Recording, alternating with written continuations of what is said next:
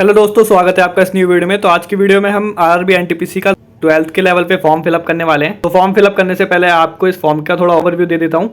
जैसे कि इसकी जो लास्ट डेट है फॉर्म को फिलअप करने की वो है आपकी 22 अक्टूबर। इससे पहले पहले आपको अप्लाई कर देना है, अदरवाइज वेबसाइट का सर्वर लो हो जाएगा, जिसके कारण आप इसे अप्लाई नहीं कर पाओगे।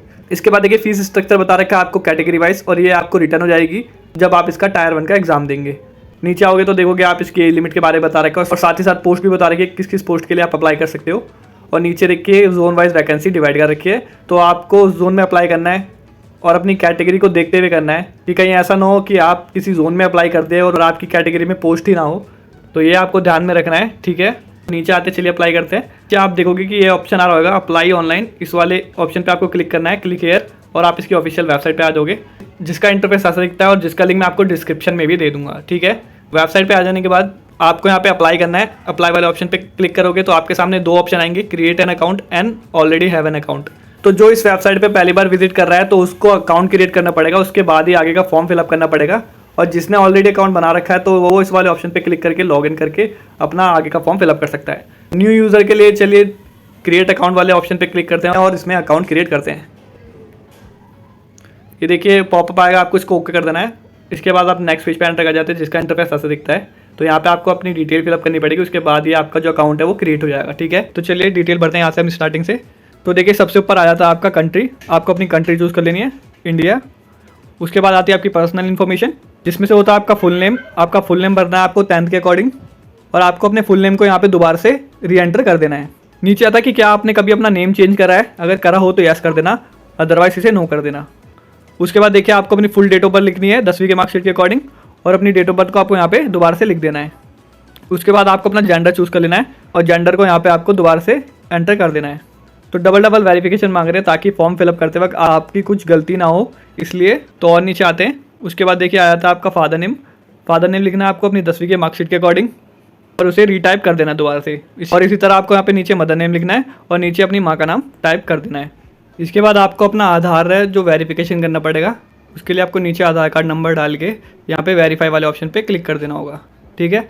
जैसे आधार वेरीफाई हो जाएगा उसके बाद नीचे आते हैं जहाँ पे आपकी कॉन्टैक्ट डिटेल फिलअप करनी पड़ेगी, जिसमें से होता है आपका ईमेल एड्रेस, वो फिलअप कर देना है।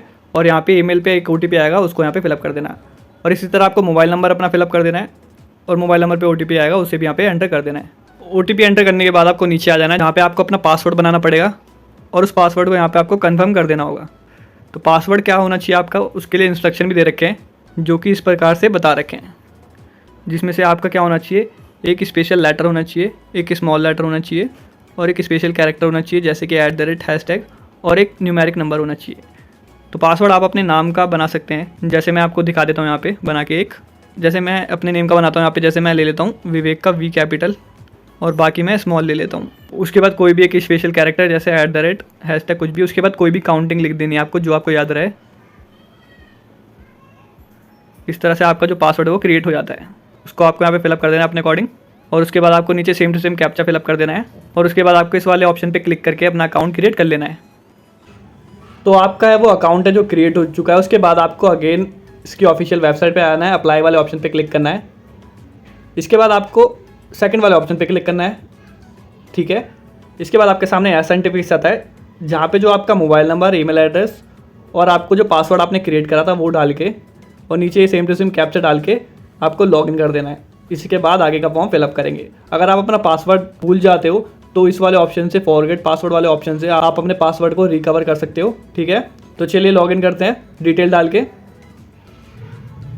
तो देखिए हम लॉगिन कर चुके हैं और सामने हमारा डैशबोर्ड आ जाता है, और देखिए नीचे इंस्ट्रक्शन भी लिखे आते हैं। तो और नीचे आओगे जब आप, तो देखिए एक ऑप्शन आ रहा होगा ऑनलाइन एप्लीकेशन, आपको इस वाले ऑप्शन पे क्लिक करना है। इसके बाद आपके सामने जो भी जॉब निकली है उसकी एप्लीकेशन आ जाती है, और यहीं से आप रेलवे के किसी भी फॉर्म को अप्लाई करते हो। देखिए यहाँ पे दो पोस्ट दिखा रखे, एक जो है 12th लेवल पे वाली अंडर ग्रेजुएट, और एक आपकी ग्रेजुएट लेवल पे। तो ग्रेजुएट लेवल वाली हमने पहले फिलअप कर दी है, उसके लिए मैं आपको वीडियो का लिंक डिस्क्रिप्शन में दे दूंगा, साथ ही साथ आई बटन में दे दूंगा, आप देख लेना उसे। और इस बार हम बनने वाले हैं अंडर ग्रेजुएट 12th लेवल पे। तो चलिए इस वाली जॉब को फिलअप करते हैं। तो आपको सबसे पहले अपना जोन चूज़ करना है, उसके लिए आपको इस वाले ऑप्शन पर क्लिक करना है, और आपको उस जोन में अप्लाई करना है जिसमें आपको लगता है कि वैकेंसी ज़्यादा है, आपका सिलेक्शन होने के चांसेस ज़्यादा है। सिलेक्ट करने के बाद आपको इस वाले चेक बॉक्स पे क्लिक करना है, उसके बाद आपको नेक्स्ट वाले ऑप्शन पे क्लिक कर देना है। नेक्स्ट करते ही हम नेक्स्ट पेज पे पहुंच जाते हैं, यहाँ पे आपका डेटा शो कर जाता है जो आपने रजिस्ट्रेशन करते वक्त फिलअप करा था, और थोड़ा जो डेटा है आपको फिलअप करना पड़ेगा। जैसे कि आ जाता है आपका मैरिटल स्टेटस, शादीशुदा है या अनमैरिड है। उसके बाद आ जाता है आपका रिलीजियस। उसके बाद आती है आपकी मातृभाषा, तो यहाँ पे मातृभाषा दिखा रखी है, ये देखिए आपको अपने अकॉर्डिंग चूज़ कर लेना है, ठीक है। उसके बाद आती है आपकी एग्जामिनेशन की लैंग्वेज, कि आपको एग्जाम है वो किस लैंग्वेज में देना है, तो यहाँ पे भी बहुत सारी लैंग्वेज है, आपको अपने अकॉर्डिंग चूज़ कर लेना है, ठीक है। उसके बाद आता है कि आपका आइडेंटिफिकेशन मार्क कोई है बॉडी पे तो वो फिलअप कर देना है, और दूसरा वाला आइडेंटिफिकेशन मार्क है अगर है तो वो फिलअप कर देना, अदरवाइज इसको नन कर देना, ठीक है। उसके बाद आपको नीचे आ जाना है। नीचे आ जाने के बाद आपको अपनी कैटेगरी चूज़ कर लेनी है अपने अकॉर्डिंग। कैटेगरी चूज़ करने के बाद आपको नीचे कास्ट का नेम फिलअप कर देना है। उसके बाद आपको अपना सर्टिफिकेट नंबर लिख देना है यहाँ पे। उसके बाद आपको इशू अथॉरिटी का नेम यहाँ पे फिलअप कर देना है, जो कि आपकी सर्टिफिकेट पे लिखा होगा। उसके बाद आता है कि किस राज्य से आपने इशू करवाया था। उसके बाद आता है कि कौन सी डेट को आपने इशू करवाया था। उसके बाद आता है कि क्या आपको फ्री ट्रैवल पास चाहिए, येस या नो, आप अपने अकॉर्डिंग कर देना, ठीक है। और नीचे आते हैं, अब नीचे आके देखते हैं, यहाँ पे आपको अपना नियरेस्ट रेलवे स्टेशन बताना है, ठीक है। उसके बाद आपको नीचे अपना कास्ट सर्टिफिकेट अपलोड कर देना है। कास्ट सर्टिफिकेट का फॉर्मेट PDF होना चाहिए और साइज़ उसका 500 KB के अंदर होना चाहिए। तो किस तरह से साइज़ मेंटेन किया जाता है किसी भी डॉक्यूमेंट्स का, मैंने उसके लिए ऑलरेडी वीडियो बना रखी है, जिसका लिंक मैं आपको आई बटन में और साथ ही साथ डिस्क्रिप्शन में भी दे दूंगा, आपको उससे बहुत हेल्प मिलेगी। इसके बाद नीचे आते हैं, नीचे आ जाने के बाद आपको अपना एड्रेस देना है। यहाँ पे आपके 2 एड्रेस दिखा देते हैं, एक प्रेजेंट एड्रेस होता है और एक होता है आपका परमानेंट एड्रेस। अगर आपके अलग अलग एड्रेस है तो आपको यहाँ पे अलग अलग एड्रेस फिलअप करने हैं। अगर दोनों एड्रेस सेम है तो आपको डिटेल भर के चेक बॉक्स पे क्लिक कर देना है। एड्रेस में क्या क्या भरना है आपको, जैसे कि आप देख सकते हो, आपका राज्य कौन सा है, आपका डिस्ट्रिक्ट कौन सा है, आपका घर का पूरा पता, उसके बाद आता है कि आपका विलेज, टाउन, सिटी क्या है, उसके बाद आपका एरिया का पिन कोड, ठीक है। सारी डिटेल फिलअप करने के बाद आपको सेव वाले ऑप्शन पे क्लिक करना है। उसके बाद आपको नेक्स्ट वाले ऑप्शन पे क्लिक कर देना है। इसके बाद आप नेक्स्ट पेज पे एंटर कर जाते हैं, जहाँ पे आपको अदर डिटेल फिलअप करनी है। जैसे कि आता है कि क्या आप एक्स सर्विसमैन है, यस या नो, आपको अपने अकॉर्डिंग कर देना है। उसके बाद आता है आपका डिसेबिलिटी का, अगर डिसेबिलिटी है तो यस, अदरवाइज नो कर देना है। उसके बाद नीचे आते हैं, नीचे आ जाने के बाद देखते हैं स्क्राइब का, ये स्क्राइब का डिसेबल लोगों के लिए, ठीक है। उसके बाद और नीचे आते हैं तो देखते हैं ABC सर्टिफिकेट, अगर है तो यस कर दो, अदरवाइज नो कर दो, ठीक है। अब नीचे आते हैं और ये देखिए बता रखा है इंडियन रेलवे में एम्प्लॉय हैं आप, है तो यस कर दीजिए, अदरवाइज नो कर दीजिए। उसके बाद ऑप्शन आ रहा है कि क्या आप कहीं जॉब करते हैं, अगर आप जॉब नहीं करते तो नॉट एप्लीकेबल कर देना, करते हो तो यहाँ पे आप चूज़ कर लेना, ठीक है। और नीचे आते हैं, नीचे आने के बाद आपको यहाँ पे अपना बैंक की डिटेल देनी है। ये वही बैंक की डिटेल होनी चाहिए जिसमें आपका जो रिफंड है वो आएगा, ठीक है। बैंक में नाम क्या है वो फिलअप करना है, बैंक अकाउंट नंबर क्या है वो फिलअप करना है, उसको यहाँ पे कंफर्म कर देना है। उसके बाद आता है आपका IFSC कोड, आपके बैंक का IFSC कोड क्या है जो कि आपकी पासबुक पे लिखा रहता है, बस ये सारी चीज़ें आपको फिलअप करनी है। उसके बाद सेव वाले ऑप्शन पे क्लिक करना है, डेटा सेव हो जाएगा। देन उसके बाद आपको नेक्स्ट वाले ऑप्शन पे क्लिक कर देना है। तो देखिए हम नेक्स्ट पेज पे एंटर कर जाते हैं, जो कि होती है हमारी एजुकेशनल डिटेल्स। तो यहाँ पे आपको 10वीं की और साथ साथ 12वीं की डिटेल है वो फिलअप करनी पड़ेगी। तो जैसे कि हमने 10वीं की फिलअप कर दी है, यहाँ पे सेम टू सेम आपको भी अपने 10वीं के मार्कशीट के अकॉर्डिंग यहाँ पे लिख देना है अपना, जिसमें आता है आपका क्वालिफिकेशन टाइप जो कि 10वीं थी, रोल नंबर, उसके बाद आता है कि किस राज्य से की गई थी, उसके बाद डिस्ट्रिक्ट कौन सा डिस्ट्रिक्ट था, उसके बाद बोर्ड क्या था, और उसके बाद रिजल्ट आपका कब डिक्लेयर किया गया था। फिर यहाँ पे आपको नीचे आ जाना है। नीचे आ जाने के बाद यहाँ पे आपको ऐड वाले ऑप्शन पे क्लिक कर देना है। ऐड करने के बाद आपको यहाँ पे अपनी 10वीं की जो मार्कशीट है उसको अपलोड कर देना है। 10वीं की मार्कशीट अपलोड करने के बाद आपको अपनी 12th की डिटेल को ऐड करना पड़ेगा। उसके लिए आपको क्वालिफिकेशन वाले ऑप्शन पे क्लिक करना है। आपके सामने देखिए 2 चीज़ आ रही है, 12th एंड बैचलर डिग्री, तो आपको 12th वाले ऑप्शन पे क्लिक करना है। तो देखिए आपके सामने और भी डिटेल फिलअप करने के लिए ओपन हो जाती है, जिसमें से आता है आपका डिसिप्लिन, आपको डिसिप्लिन में 12th लिखना है। उसके बाद आपको राज्य चूज़ करना है, 12th आपने कहाँ से करी थी। उसके बाद आपको जिला चूज़ करना है।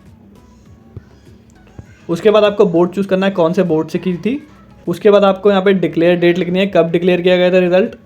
उसके बाद आपको ये वाला ऑप्शन चूज़ करना है जो कि होता है टाइपिंग का। अगर आपकी टाइपिंग की प्रोफिशिएंसी है हिंदी इंग्लिश दोनों में से किसी एक में तो आपको चूज़ कर लेना है, अदरवाइज इसको नो कर देना है। इसके बाद नीचे आते हैं, तो नीचे आ जाने के बाद आपको यहाँ पे परसेंटेज फिलअप कर देनी है, 12th में आपकी कितनी परसेंटेज बनी थी। सारी चीज़ें फिलअप करने के बाद आपको यहाँ पे ऐड कर देना है डेटा। इससे क्या होगा, ऐड हो जाएगी डिटेल।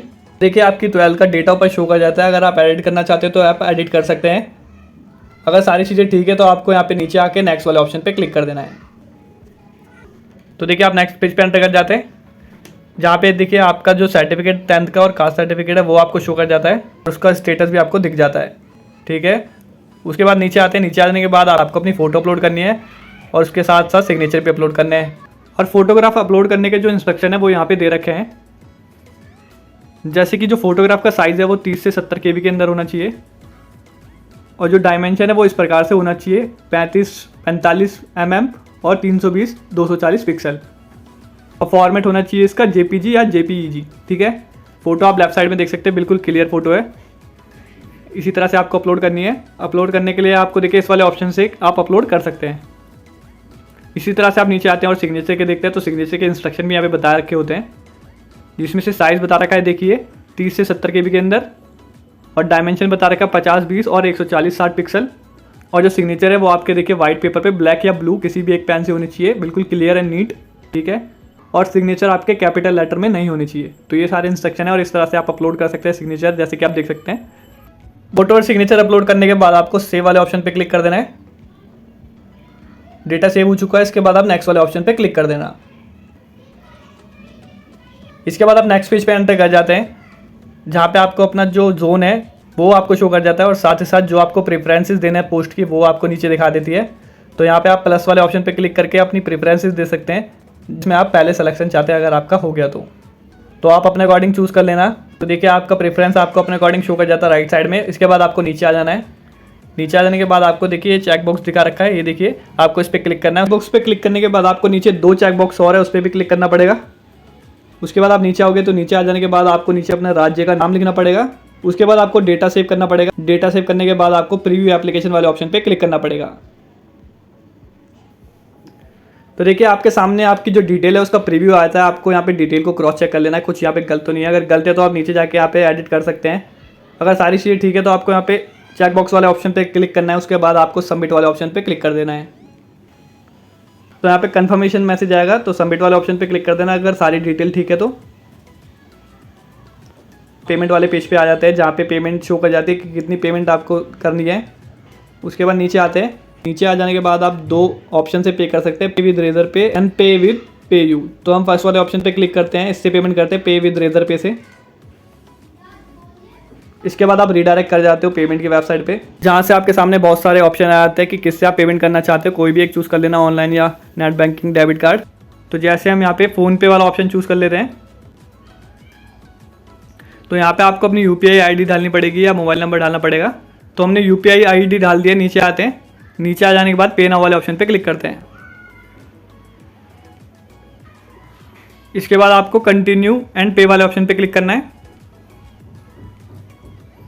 तो ये आपके UPI ID है, उसके ऊपर रिक्वेस्ट भेजेगा पेमेंट की, आपको पेमेंट कर देनी है। वहाँ से पेमेंट कर दी है, अब वेट करते हैं। तो नीचे आप देख सकते हो यहाँ पे आपकी पेमेंट है वो सक्सेसफुल शो कर जाती है, जिसका स्टेटस ऐसा दिख जाता है और आपको नीचे डिटेल पूरी शो हो जाती है। तो पेमेंट की रिसीट का प्रिंट आउट भी ले सकते हैं या स्क्रीनशॉट भी ले सकते हैं, ठीक है। अब इसके बाद आपको वेरीफाई करना है, उसके लिए बैक आ जाना है। बैक आ जाने के बाद आपके देखिए आपको अपनी एप्लीकेशन व्यू करनी है कि पेमेंट हुई है या नहीं, और यहीं से आप अपनी एप्लीकेशन का प्रिंट ले सकते हैं। तो देखिए यहाँ पे आपकी एप्लीकेशन है वो शो हो जाती है, और नीचे आके आप देख सकते हैं कि आपकी पेमेंट की ट्रांजैक्शन हुई है या नहीं। तो यहाँ पे देखिए पेमेंट की ट्रांजैक्शन शो कर जाती है यहाँ पे। तो इसका प्रिंट आउट निकाल लेना फ्यूचर रेफरेंस के लिए, एडमिट कार्ड डाउनलोड करने के। तो ये तक थी पूरी वीडियो। अगर आपको वीडियो इन्फॉर्मेटिव लगी होगी तो प्लीज़ इस वीडियो को लाइक कर देना, और जाते आते प्लीज़ मेरे चैनल को सब्सक्राइब कर देना। तो मिलते हैं एक न्यू वीडियो में एक न्यू इन्फॉर्मेशन के साथ। तब तक के लिए बाय बाय, टेक केयर।